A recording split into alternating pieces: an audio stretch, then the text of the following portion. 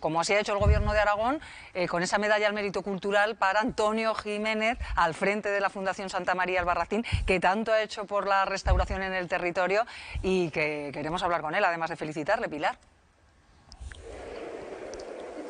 Claro que sí, hay que felicitarle con la boca bien grande, porque la labor que hace Antonio con todo el equipo de su fundación es encomiable.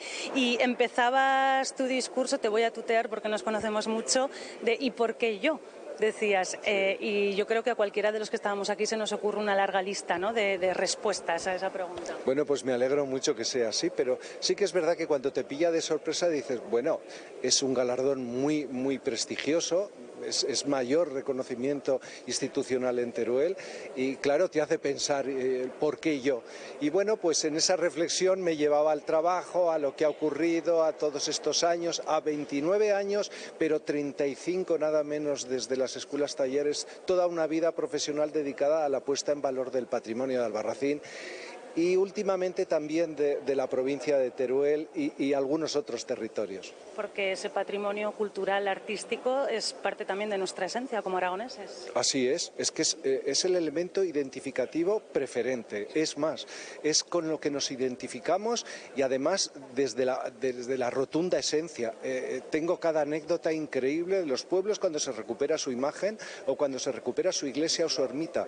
La gente lo vive de una manera bien distinta. ¿Por qué? Porque su patrimonio son sus raíces y sus contextos territoriales, a veces difíciles porque el mundo rural nadie ha dicho que sea un paraíso.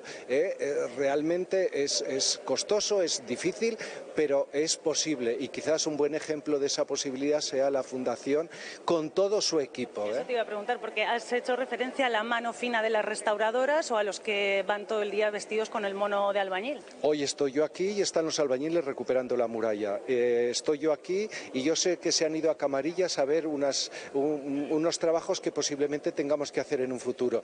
Y es así, pero es que el motor continúa. Esta tarde empieza un curso de restauración, por cierto, de restauración textil, con 10 personas que vienen de todo el país.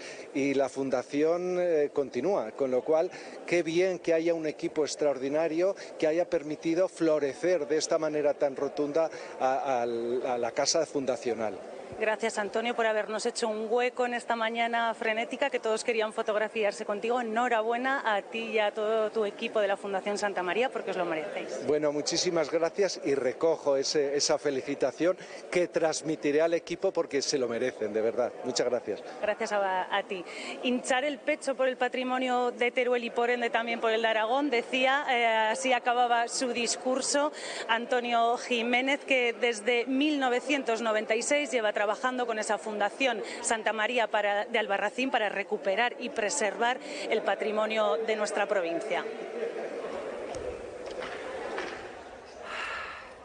Gracias, Pilar. Bueno, pues es una de las medallas, el resto bueno, ya las sabemos porque se dieron a conocer ya hace unos días, pero se les irá homenajeando. Pues mañana está la estación de Formigal, por ejemplo, el Teatro Olimpia, entre otros. Reconocimientos merecidísimos, Iván, para aragoneses que han hecho por y para su tierra. Sí, en concreto, felicitar siempre a la Fundación Santa María de Albarracín, porque gracias a su labor desde hace mucho tiempo en Aragón y en Teruel, y eso sí que es un motivo de orgullo, podemos disfrutar de uno de los pueblos más bonitos de España y de Europa, sin duda alguna.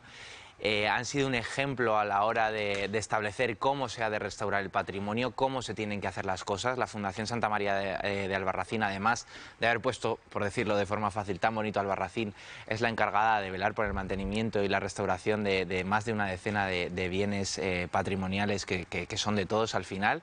Y en concreto el señor Jiménez, que es una persona súper sencilla, que explica todo a las mil maravillas y que es muy cercano y eso siempre se agradece, así que enhorabuena. Bueno, y entusiasta, porque se ha volcado es que hablas con él en la restauración del patrimonio y de hecho han venido a preguntarle de otras comunidades, oye, ¿cómo lo has hecho? ¿Cómo has conseguido recabar apoyo económico y apoyo de todo tipo para poder restaurar pues nuestra ermita, nuestra iglesia?